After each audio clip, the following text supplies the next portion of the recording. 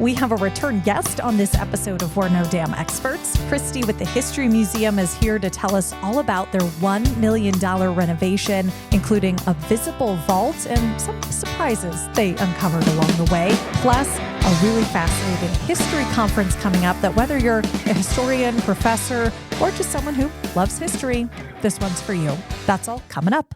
Best damn podcast, the best damn town. You want to get up, get ready to get down.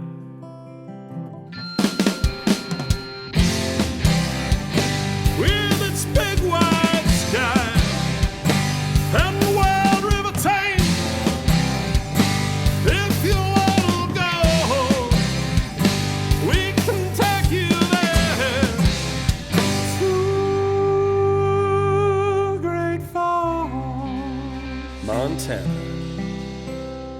Welcome to the greatest damn town in Montana, Great Falls. I'm Rebecca Ingham. I'm Shannon Newth. And we're No Damn Experts. Folks, today we're going to be talking a lot about construction. Right. And which is why we so appropriately put this background noise for you. So you might hear what is actually drilling through our floor, which is concrete, because we're getting power installed in a 1993 building that was designed for who knows what, because none of it makes sense. And we brought on an expert to talk about construction in buildings that may or may not make any sense. Kristi, who's been on our podcast before, the executive director for the History Museum here in Great Falls. You've been doing a lot of really cool work that has disrupted your life, would you say? Yes, I feel ya. And this drilling noise in the background just makes me feel right at home. I was going to say, you're probably tune it out at this point. After. Is that the floor sanders? Right. Or are they adhering the new sign to the outside of the building, which went up today? That's exciting. Yes. Okay, I'm going to have to take a drive-by to see it. It's on the backside of River Drive, but it's really neat because if you're staying at those hotels on that side of Great Falls or eating at McKenzie River, you'll be able to see big and bold letters saying the History Museum. Yay. We started there, and we're also going to get new signage on the top. So from the visitor center, we'll be able to see it. Yes, this beautiful vista. We'll be able to put an arrow in the window, like History Museum, right there. Yes. Please do. We see it from the balcony. We want to drum up traffic. We miss having the public in our building. Yeah, because you guys have restricted access for portions of the building during this time, which is really a great idea. We have to because of everything from paint fumes and dust to literally like a giant sign could fall on your head. Yeah. We have been able to keep our gift shop and our museum exhibits mainly open. We had a couple closures during real heavy construction, but that's been open to the public, and there's still a lot to see at the museum. But that research center is about 4 weeks out from being completed on the second floor. So soon. And this is so exciting because, I mean, it's always been a component of the History Museum to be able to come and research things, but this is a whole expansion, exciting component. Tell us more about the research center. Yeah, it really takes it to the next level because we're actually bringing some new material into the research center so patrons can access not only the city directories, the Sanborn maps, and bound copies of the Tribune, but you can also look into our storage area through these windows, a wall of windows we are calling a visible vault. Which is a whole new thing because you couldn't see into the vault before, right? No. And, there's other applications in Montana, like the Yellowstone Art Museum has a vault right off their campus. And it's neat, but it's a little, you walk across the parking lot and a dodgy neighborhood. And I shouldn't talk, but, That's just but the ours experience. is full of history. Machinery Row was always dodgy, but yes, that's true. And then, the Museum of the Rockies has like those little windows you can watch scientists. Well, we're going to offer that now in North Central Montana. You can come to Great Falls and you can watch museum work from conservators to digitizers and then curators working with objects behind our visible vault. So very unique. will there be, because I may have been lying to people, but we'll find out. Will there be things on display that you can see that are in the vault that wouldn't necessarily be part of an exhibit, but you like, Oh, they've got these things that are all back there, but you'll be able to kind of see them now beyond just the people working on whatever the specific project is. You must be clairvoyant because yes, Wow. Rebecca, we have arrowheads and malls from the Rocky Mountain front. So, there's these great buffalo jumps, but did you know all along the front, there's all these places where there are bison kill sites. We have ethnographic records through these projectile points of that. You'll be able to see early fire department history.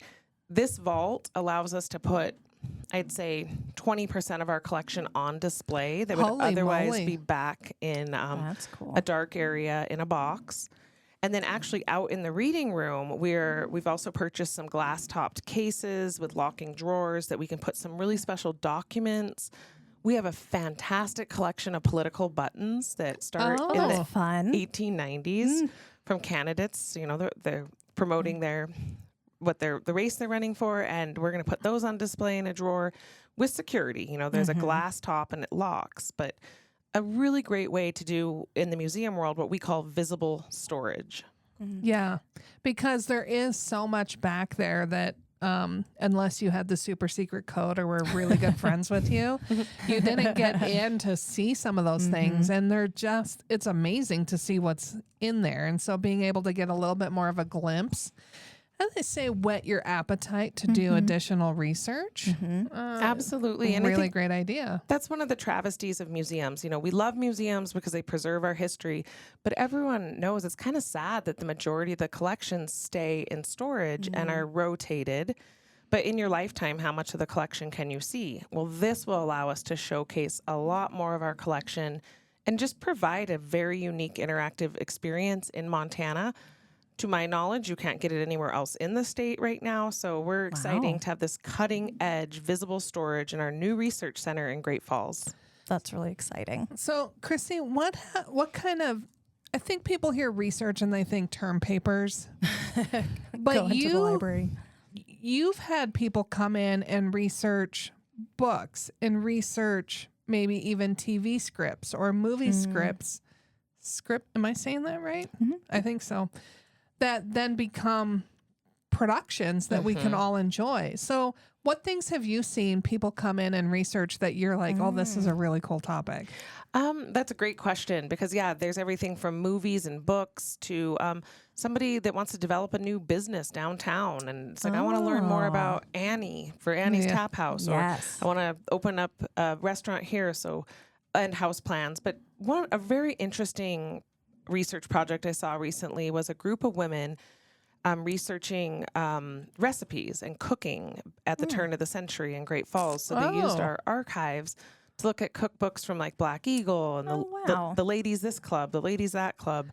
Lots of KFBB and KRTV footage was used. Wow. Very cool. Because that was a thing. I don't know if it is anymore because I'm not part of those circles. I've been ostracized maybe, but like every Lutheran church put together a cookbook, and then the women's club put together a cookbook, and you That could used to buy be the all these thing, yeah. cookbooks, and then you were like, oh, is Leona's recipe in here for that thing she brought to Lent that one night? time. Yeah. You can come to the History Museum and research yourself. And these researchers, top-notch researchers in the state. We had Mary Murphy, who is a historian from Butte, Molly Kruckenberg, the director of the Historical Society in Helena, and a couple other ladies who have been researching this roots, rhubarb, and raspberries, I think is what they're calling it. Nice. And I know about it because they were in our building researching this past winter, and now they're coming back in September during the Montana History Conference and are presenting on the topic. And Oh, cool. that is on my can't miss conference schedule. Yeah. That's awesome. I have nothing. I thought I did. Do you want to know about construction? What all we've done? Yeah. Yes. What is a day in the life of this construction project? And because it's massively changing. Yes. I will say it's been fun too. You can go on right now to the History Museum on Instagram and watch in the stories every day. There's some picture, little nugget post of what's been happening. Like you had a door on there, I think, within the last day or two. It was just like, oh, this is part of what's happening. Tell us. Oh, thank you. Yes, I think that our Facebook, our Instagram, our website, awesome before and after pictures. So a day in the life, let's see. I answer a call at 8 a.m. and it's Bo, the sign guy, calling to say, hey, are we still good to hang the sign on the west side of the parking lot? Yes. Well, there's a truck on our way. Oh, darn, that's my truck. So let me get there. I get to the museum. I move my truck that I was using to put brambles and brush in. It's an old truck. And I get to watch the lift as they're putting this gorgeous new sign up on the west side of our building. Then I go into the doors, and there's a bunch of shelves being deassembled in an area that has no air conditioning. Oh, So it's very hot. goodness. We don't want to store artifacts there any longer. So the deassembling's happening. And then I have the general contractor there to say, oh, so the countertop will be here at the end of the week and it's this long. And I say, no. If you look at these plans, there's a case at the end of there and you won't need the countertop to be as long. So he gets on the horn and calls whoever. The flooring guy shows up and says, we have the molding ready to put up in the bathroom. because you redid all of the floors in the research area. We did. I'll give you an idea about the project. So it's a 40,000 square foot building that was completed by International Harvester in 1928. We've been in the building for 25 years. Our organizations started in 1976, but we moved into this building in 99. Okay. So we've been there 25 years. Over $1 million was raised to put in the passenger elevator, the parking lot, restore some of the windows that had been blocked in by Northern School Supply, who was the second owner after International Harvester. But the second floor, as Shannon pointed out, it operated as a research center. It was a great place to come. But what we did is tear down a wall to make it twice the size. We've added storage so some of the books in the back can come out and be looked at with supervision, of course, by the archivist. Tore down a wall to look at the visible vaults. And then there's new windows. We resanded the floors. We got new lights. We added new HVAC, drywalled and insulated the entire back storage area that's, 10,000 square feet. Oh my gosh. New shelving. lot. It's massive. Yeah. And when you look at it in comparison to, say, the Montana Historical Society project, that's a $100 million project that's taking 4 years. Yeah. Ours is much smaller. It's $1 million project that we're completing in 4 months. That's insane. Like how much work, just you talking about that. I'm like, that's a lot. That's a lot to do. And you're keeping this on schedule, which Isn't is that amazing? unheard Yeah. of. Right. It is. Like unheard of being able to get this thing done the way it needs to be done. So kudos, Kristi. Thank you. Yeah. And the team at the History Museum, whoever is involved. My team's incredible. Megan and Ashley, if you know them, they are working so hard. And then we've hired some help and we have volunteers. I would also like to give a shout out to Detailed Construction and Dale Mernick because that's our general contractor and he is fantastic. And his lead guy, Wayne, is keeping it all together for us. Good job, Wayne. That has to be because this is not a normal construction project. So it takes special people with a special kind of eye or appreciation for what they're doing, I would think, to be able to handle and appreciate that. For sure. And the painters, I was thinking about how they were painting and one of the painters said to me, this is such a special project to be a part of. We love this. We're usually working on new builds. So to see a building recycled and reused and then you're highlighting these features like the interior windows, we love being a part of it. We're going to bring our kids. We're going to be talking about this for a long time. Yeah. Well, and I think it's nice when you've got people who are part of the community that feel that connection to the building and to the project as well. It's just truly amazing. How are you preserving, because you've got a huge storage area that you're working inside of and constructing as part of new space. How are you keeping all those archives safe or protected or temperature controlled, whatever you have to do? Good question. Yeah. It's complicated. It's not a normal construction project. I mean, just the hours alone when the contractors are like, okay, so we'll be there at 7 and we're staying until 5:30, right?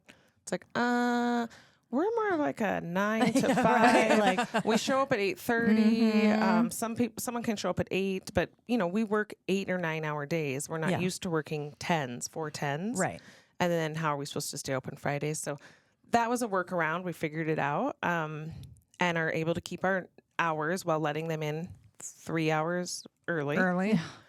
But as far as the artifacts, very important to keep those safe. So what we had to do is move almost everything down to the Ozark room, add locks on the doors to the Ozark room and cameras so we could keep security on it. And then upstairs, we had a furnace fixed in archives, and that just takes 24/7 monitoring. So when there's somebody in the archives, one of us has to step away from our computers and be in there babysitting the contractor, not because they need babysat, but because it's absolutely against museum policy to let somebody who doesn't have the credentials and the security clearance and sign the code of ethics, leave them alone in collections. So constantly moving around with the contractors to watch what they're doing and try to do some of our work at the same time. Because, I mean, it would be nothing like how many times we've been in a similar situation here where we have nothing of value. Let's just say it that way. Right. We don't have collections. Somebody can People pick think we something do. up and just move it to the side. Yeah. Where that's not really an option with you. No, it's like, that historic photograph that's fragile, move away from the photograph. Yeah. Let me put my Get the gloves on. gloves. Yeah. Exactly.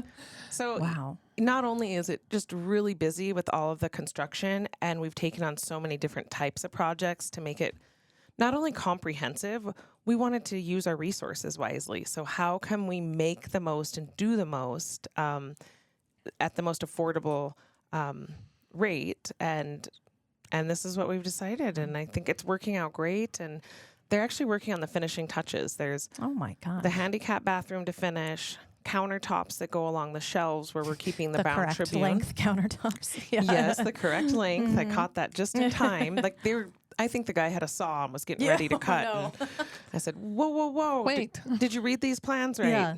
Oh, you know what? Nobody told me that. Well, and that's a little added stress too. Again, not that they need babysitting, but also like trying to make sure everything is done both so it's efficient and on budget and things like that, because one seemingly minor cut on something could derail a whole rest of the progress. Yeah, so I've found as the director, I'm busy still fundraising, running the museum, operations in general, but I'm also, turns out I have project management skills, and it's really, Hey, good job. and it's super interesting. It's also quite stressful. Like, I don't know health-wise long-term Yeah. that I'd get into project management because it is pretty stressful.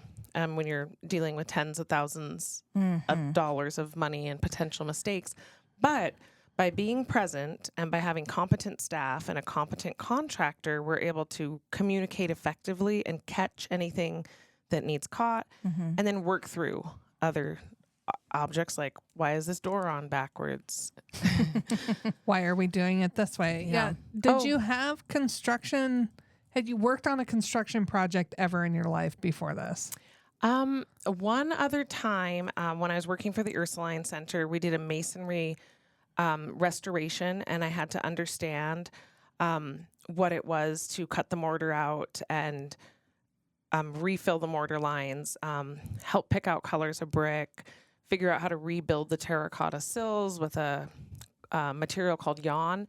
And I mainly did that research so I could effectively write the grant and then advise my director, Harry, this is going well, or Harry, let's pay attention here. And then we also hired an architect who is kind of the intermediary. They do the plans, but they also help determine what change orders are necessary and keep things fair. And we have an architect on this project also who is Tim Peterson at LPW. Oh. So that's helpful, but he's a very, very busy guy. So he's in, every other week at the most. So it's really Wayne and myself, and then Megan and Ashley helping to coordinate things and catch things. And Tim's more like big picture stuff. Has there been anything as you've been, tearing down walls, moving things pulling back things and seeing more floor that surprised you that you're like, I didn't know this was an element in this building. This is going to be a problem. Oh my or goodness. either a problem or a delightful surprise. Well, definitely just in general, if you've been in the building, it's this huge 40,000 square foot structure with giant beams that were made from single trees. Where the beams are and where there's some settling, there's some unevenness on the floor that you can not really tell when you're walking. Let me just put a disclaimer out there that we had a structural engineer look at the floors because we wanted to make sure that we could hold the shelves. And they're like, oh, this building's in great shape. But when it comes to building, say, like a bookcase, it's a little bit uneven. You're having to shim things. Big flat files where the drawers don't close or open properly until it's shimmed right. Oh, yeah. Yeah. But there's that. And then surprise-wise, I don't know if you saw this post the other day, but there is a post on our social media post, a picture of this post, and the bottom of it, probably about 2 feet up, has about 50 nails beat into it. I don't think I saw that one. What the heck? Yes, it's really, and we're like, that's what we said. What the heck? Like, who's Like on the bottom of it? Yes, we're like, who was this? What Was are this we some doing game? here? Okay, she's showing us a picture. Oh, I did see that. And it's all in like one area. What do you think of that, Rebecca? It looks like some It's a like picture. Celtic knot What? with nails. That was a surprise. We're like, Yeah. whoa, check this out. Any ideas on what was happening? What do you guys think?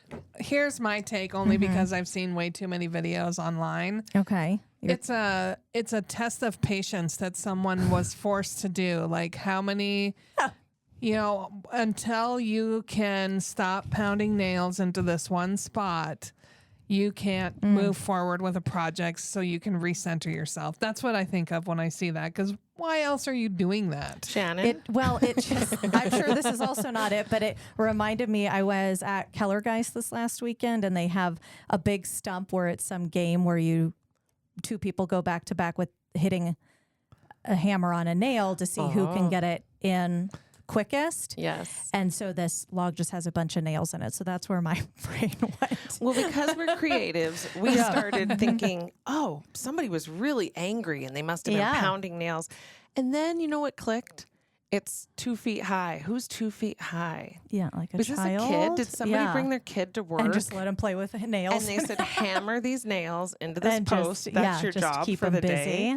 Yeah. I think that's what I would do. Yeah. I like all of these ideas. All good options, I think. Yeah. Is that like exposed? Is that part of the new We are keeping look? it. We are keeping it. Great. That, some old pencil sharpeners, an old a post next to the intercom where guys 95 years ago were doodling as they passed on calls. I love that. So that kind of stuff we kept in the back, which is already a very industrial feeling area. That's the storage space. Versus when you're in the research room, it's much more polished and perfect. But that's so cool to have those. It's the history of the building talking when you get to see like people's doodles on that or whatever that pile of nails is. Yes. That's really cool. Well, So- I love that there's just mysteries left in all these old buildings. And 100 years from now, someone else can go, what were they thinking? Right. And why did they leave this? Right, They like, refinished everything, but there's this clump of This little nails. hole here. Yeah, you should have, people can submit their ideas on what they think it was. And when I look back at when the Cascade County Historical Society purchased this old International Harvester building on Machinery Row, every consultant that they've ever hired has said, incorporate your agricultural heritage. That's the angle that you have that makes you different from the other museums. Yeah. And so with this project, we've kept that in mind. We want to be a premier, top-notch research center. We have the materials. Now we're going to have the space. So you're going to want to come to Great Falls to do your research and just to visit and learn more about museums. But we also want to celebrate our agricultural heritage in Great Falls and how the agricultural heritage helped grow up this beautiful city nestled along the river. Yeah. Yeah. And now my brain's like, okay, was there with this whole nail thing was something where they like some piece of equipment was right there and that's always what they like leaned something up against. Could have been reinforcement. Yeah. You must come see yourself. The nail knot. Yeah, the Let's nail call it knot. the nail There knot. you go. And the other thing that people might be thinking, well, I'm not going to be an author or I don't have it in me to write a screenplay for a movie. Not all of us do, folks. We get that. But if you've got some connection to Great Falls or Cascade County, we had a guest on that did research on his father, who used to work at the smelter. Just because he wanted to know a little bit more about his father. Or if you've got family that are connected here, you can do that at the History Museum. Yeah. In this Old fantastic yearbooks. new research center. So dream big, folks. Figure out what you want to know and then come in and get the help you need. And maybe you want to come look up your family's homestead records. Or, gosh, I just came from Rotary, and a gentleman I sat next to said, my kid proved his Italian citizenship through your naturalization records, and now is a dual citizen. So there's everything from research for publication to just personal research, what you're interested in. Another fellow was interested in the back bars of Montana, like at the Club Cigar and the City Bar. Could that gentleman be Paul Snyder? He's been on our podcast as well. Yes. I bought my back bar book from Oh, yeah. the You History got one of the Museum. final copies. Yeah. Yes, they're out of He print. signed it for me. Oh my, what a cool research project. Yeah. Right. That was Paul, yes. He's awesome. He's a gem, and he's on our board of directors and has been For a long time. Yes, I think he's on like his 4th term with breaks in between. Yeah. Pretty much since we bought the building, so close Hey, to 20 years. Perfect. I was just thinking too, when you were talking about, because you said 25, it's been 25 years roughly, right? The things that happened 25 years ago within our like cultural exhibitions in Great Falls, because the First Peoples Buffalo Jump Visitor Center turned 25 this summer. The Lewis and Clark Interpretive Center turned It's 25 last summer. Oh my goodness. Your facility opened 25 years ago. I'm just like, what a time of growth An in investment. in our Yes. community. How cool. And actually, I'm glad you brought that up. I didn't make the connection until right now. I knew that the First Peoples Buffalo Jump, oh, there's that familiar There's drilling the familiar sound. noise. Yeah. Back in the Such a comfort construction to you zone. now. Yeah. Well, the First Peoples Buffalo Jump, we housed there. They were under our 501c3, and Cindy Kittredge was the director as they worked hard to get their status to build their building. Yeah. So we have a lot of the history from the First Peoples Buffalo Jump for that reason. But I remember being told that when the museum decided it no longer fit in the Central High School with Paris Gibson Square, that it just there wasn't enough room. The art museum needed the whole building to be the art museum, and we needed a bigger space because we had the 3rd floor of the library, a couple storage units, a huge building at the fairgrounds. And as they were looking, it makes more sense now when Paul Snyder told me, oh, they were going to build out by where the Lewis and Clark Center is. Oh. And then this building came up for sale. I didn't stop to think that they were just making the plans for the Lewis and Clark, and maybe we thought we should be next to them. Yeah. But now we're next to Interesting. downtown, Yes. which and It between makes sense downtown where and you you guys, are. it's Yeah. perfect. Yeah. I like your location. It makes a lot of sense to me Yeah. where it is. And is really just to nice. be in, I think it makes so much more sense to be in a historic building than a brand new building for what you guys are doing. Yes, and just repurposing and reusing a place. How it's the ultimate recycling project. It really that is. has so much history, and it was perfect for us because they moved tractors with the freight elevator, and when we bought the building, we replaced the cable, and we're still using that freight elevator today. That seems handy. Our elevator guy told me that it's the largest, oldest operating freight elevator that he's seen, and he worked for years for a big national Really? corporation. So Well, it's a that's unique cool. one. And do people just get to go in and ride the freight elevator, or is that restricted? It's like put notes on Rebecca, that thing too. I'm Yeah. not even allowed to drive that. I'm not allowed to drive, and I'm the director. But Megan and Ashley know how to drive it. Okay. So, you might be able to make swindle Megan my your way into friend that. and Yes, I bet. ride up and down. Yeah. It's pretty neat because it's a very simple technology, and to be able to see like the cables of the elevator, it's like, oh, cool. You can't just you Yeah. don't really know what's happening when you're in the passenger elevator, but in the freight elevator, you can see all of it. Yeah. That's cool. We were just down in Tampa for our industry conference and rode the streetcar system that they have down there, which is also extremely old technology. They drive the thing with like what looks like a wrench and I've a seen pipe. pictures of that. Yeah. And And there's so a That's what cable. they used. there's train tracks, if you will, and the car can be switched to go from one direction to the other. So when you get to the end of the line, he goes out and like pulls a rope, and then now he can drive the other direction, and he grabs his wrench and his pipe and he heads to the other side. Oh my goodness. Sets it up to drive. And I'm like, this is crazy. I'm picturing like San Francisco in my head. Similar. When you think, so it's similar concept. Yep. Similar. Interesting. We love our technologies, but a day like last Friday when the internet was when down, everything went out. Yeah.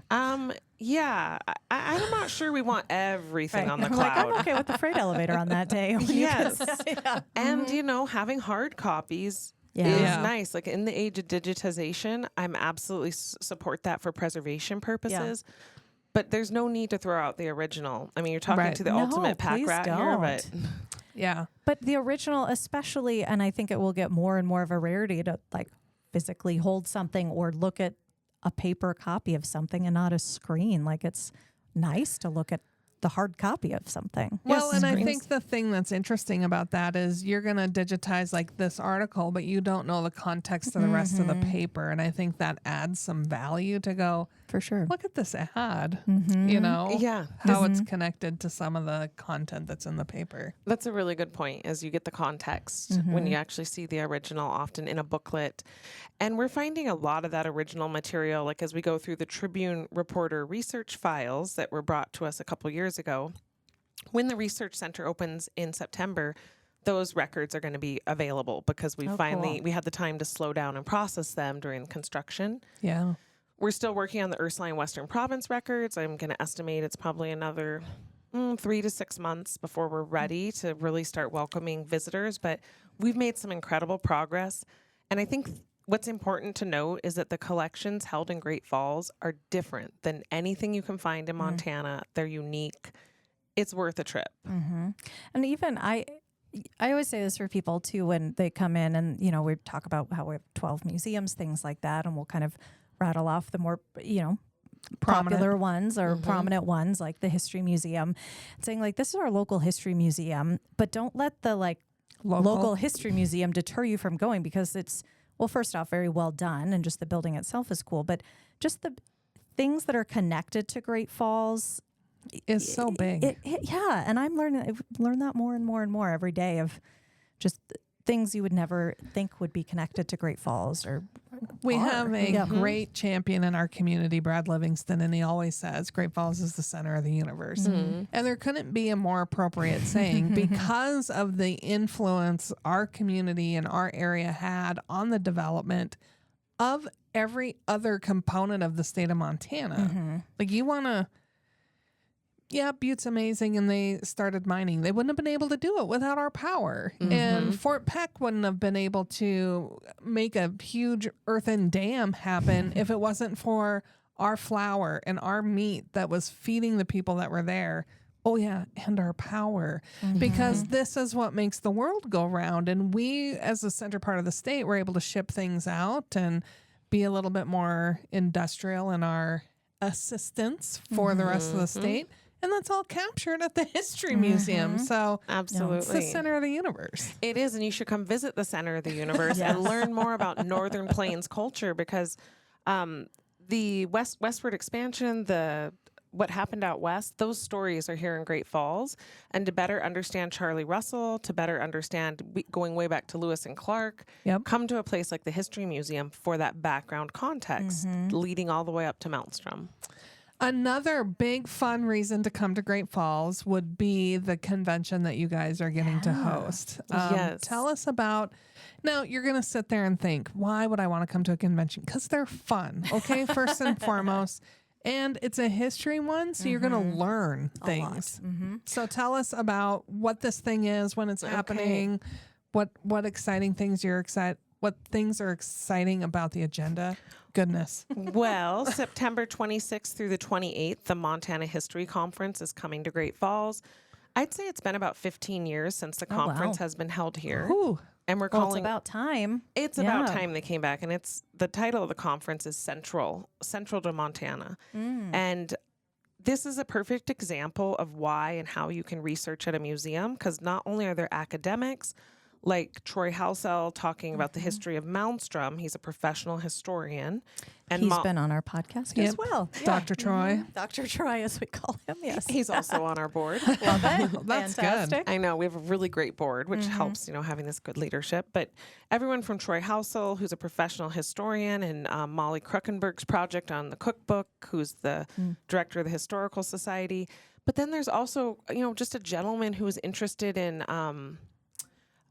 dark entertainment in Great Falls. Oh. And Daniel Wells is his name, and he's researching, I think, early theaters in Great Falls, and he's presenting. Oh, I like that. Dark entertainment, that's not like dark magic or seedy you have, underbelly stuff. That's more what I think of. You're going to have to register for the Okay. conference in September. Well done, Good Kristi. job. Yeah. Well done. And this conference, so there's so much to see in Great Falls that they're offering 14 pre-conference tours, guys. That's fantastic. That is, I love to hear course, that. Of Yeah. course. So much to see, everything from a north side walking tour to the Buffalo Jump to a Fort Benton trip to a Fort Shaw trip, back to the Russell and the Art. So there's 14 tours that you can sign up for, and then there's 2 days of sessions with concurrent lectures. So you can pick, do I want to learn about dark history of Great Falls? Do I want to learn about milling? Do I want to learn about prairie skyscrapers, the grain elevators that are disappearing that are part of our history? Ooh. Or maybe the next hour you're trying to decide, do I want to listen to Megan Sanford's talk on the breweries of Great Falls? Or do I want to listen to Kristi Scott talk about the Indian boarding schools? Or maybe I want to hear all of these things. or maybe you want to see the research on early forts, early photographers in Great Falls. Yeah, all of it. So a couple $100, So, you get lunch. I was like, It's can I amazing. sign up, or do I have to be a historian or a professor, or Anybody. Anybody It's can for go. everyone. Okay. And guys, these conferences are so cool that if I wasn't doing it for work, I would spend the $200 to do it myself. And if you register for the conference, I saw that the rooms at the Heritage Inn are like $120 a night. Okay. What a Good bargain. deal. Yeah, I know. no kidding. That's a good price for a hotel room in this day and age. Can you think of a more fun thing to do No, it on sounds like a vacation? blast. I'd love Like you that. get to immerse yourself in the history. Like I want to do a staycation, just so I can attend this. so yeah, when you're gone in I'll September. be out of office then. Yeah, I'll just be down the street. Yep. It's going to be really, really cool. And so registration just opened for the conference. And like for me, I'm going to go to a genealogy workshop on Thursday before the conference, and then a series, of course, of the sessions. And then on the last day of the conference, Saturday, I'm touring the Little Shells, some of their new projects. That's part of the cool. conference to find out what they're Ooh. up to. That's Yep, going to that be would nice. good. Or 8 other choices. I mean, Yeah. there's so many choices. It's like Great Falls. And the neat thing about this is, if you just think of it this way, these are tours that aren't offered on a daily basis within our community. So if you think, oh, I would pay $25, $30 per tour and then get maybe 45 minutes to an hour of education, you're getting multiple more days. than your bargain's worth. You're Yeah. getting the historic tours that you would sign up for if they were available any given Sunday. And you get to experience it all within this one amazing weekend. Yeah, I'm really Hey, excited history about buffs, if you're not here, there's something wrong with you. this. Right? Be here or That be is square. exciting. I That's know. what we say. We're stoked. And actually, on September 26th, the first day of the conference, after you choose between these 14 different tours you could go on, the History Museum is holding the opening reception. Ooh. And that's from 5 In to the Ozark 7:30 room? in the Ozark. Yay. Oh, N-Bar's catering. It's heavy love it. appetizers. There's live piano music, and you get to mingle and network and just have fun. And then the next morning you wake up, and from 8 a.m. to 5 p.m. there's different sessions you can choose. If you need to stay back and relax or cut out early, it's cool. There's meals included, and the keynote speakers are incredible. So get online on the Montana Historical Society website, look up that conference September 26 to 28, and join us at the Heritage Inn for history. And then if you're local, I hope that you put Saturday, September 14th on your calendar, I was because going to that's ask our you, that's grand your opening. second Saturday for the month, right? Yes, Okay. and our grand opening. ooh. So you'll want to be a part of that. And yes, it's a second Saturday, which is a thing we do every second Saturday of the month. We have an event For example, August 10th, we're showing a film that has been put together by Aaron Shermley and the Big Sky National Heritage Area, and it's all about the closing of the smelter and the cleanup and what that entails afterwards. And they have Dick Salone, who was the last employee of the Anaconda Company in Great Falls. So he helped close up shop, and then he went to work for the EPA and is helping figure out all the cleanup. Oh my gosh. Interesting. So that's at 1 o'clock on Saturday, August 10th. That sounds like a fun party. Interesting. And then 1 o'clock Saturday, September 14th, join us for the grand reopening and launch of the Research Center and Visible Vault at the History Museum. And this is why you have to stay on schedule because you have a grand opening followed by a huge history conference. Which I'm presenting in too. You know? No big deal. No big You deal. know, just a few more things to add on the plate. Please don't let me schedule anything else until the Research Center's open. This is the spoken record. Yeah. Please, And people can't see this, but she's got her calendar out, which there's no space left on many of these days to write anymore. Things flipping through it. I know. I've canceled vacations. Like I'm having a hard time taking any time off because A, I'm the director and I need to be present, but B, it is so exciting. Yeah. Every time I leave, something awesome happens where it's like, oh, I've worked so hard to see this and I want to see it all. I missed it. Yeah. Well, we appreciate you getting in to tell us all about it during the midst of your really busy time. But yeah, this is perfect though, because everyone, you still have time to plan to come and be here. And that's about 2 months is when that history conference is. Mm-hmm. Yeah. And I'll just make one final plug for everything the History Museum does. Mm-hmm. This is our past. This is who we've become as a community. This is what shaped our future. Mm-hmm. And if you're not digging into that and just getting emotionally connected to all of the things that have made us who we are today, you're missing out. Yeah. You're not. All you're doing is shopping and dining. And we like that. Right. But there's more to do. There's more to the picture. Yeah. And a lot of it's free. That's one of the other awesome things about Great Falls. You come here and you can visit these museums for free and have this cultural experience, expand your own knowledge base, learn, and then you can go have a refreshing, delicious beer or craft cocktail. And say, hey, you just learned about Annie, and then you can go to Annie's Tap House and drink Annie's Homestead Hef. And stay in one of our cool new downtown boutique hotels. Yeah. Historic buildings there as well. I mean, Great Falls is fun. And, you know, like I said, I was on a statewide syndication recently, and it's like, you know, don't sleep on Great Falls. Yeah. Like there's so much to do and see here, and there's parking. Yeah, right. It's a set you can get around. You can and afford most of a the time it's free. We've opened up a parking garage in downtown. Oh, really? Yeah, that you can park in for free. And let me tell you, having been in a big city, you forget those things. Yes. Like even Bozeman or Missoula, it's hard to find parking. Correct. Valet parking is like $48 a day. No. Not an option here. Just park and walk away. Yeah. It's beautiful and it's amazing, and you get to immerse yourself in a nice little small town. So, I love Great Falls. I'm so happy to be here and be able to have a career here and a home. It's a wonderful community. And as a historian, there's nowhere in the state I'd rather be. Which is really, I mean, as someone who loves and lives in Great Falls, I love hearing people say that. So, Kristi, we couldn't have said it better. Thank you so much for your time. Can I insert something real quick? Just quickly. She's a busy woman. I have the controls over here. You don't tell me. No, I just wanted to acknowledge within the last few days, we've lost, I saw the History Museum post about it, but we lost a pillar of our community who helped build a lot and was such a history buff himself, and Ike Kaufman. We've had Brian Kaufman of Kaufman's Menswear on our podcast before, who shared some of that history, but his father Ike was a big part of building downtown and loving Great Falls and being part of it. So I just wanted, I saw you guys post about it. I just wanted to acknowledge his contributions. And he just passed this last Saturday. So. It's profoundly painful for us at the museum because we've worked, arm in arm with Ike to do like the downtown stories. And we have this awesome PowerPoint that him and Megan have been working on, I swear, for a decade. Yeah. We have oral histories with him. Ike and his wife, Marianne, have served on our board.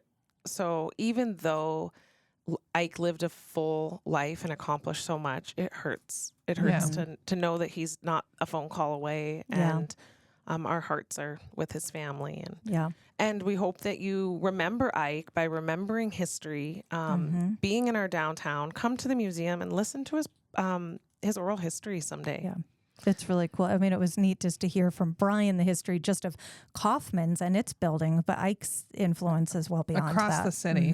It was fairly normal for Ike to just share all the random things he knew about everything in our community and beyond, and he will be greatly missed. Yeah. He will. Yeah. Well, thanks for mentioning him and for having me today to talk about the History Museum. We're so excited for what you guys have going September.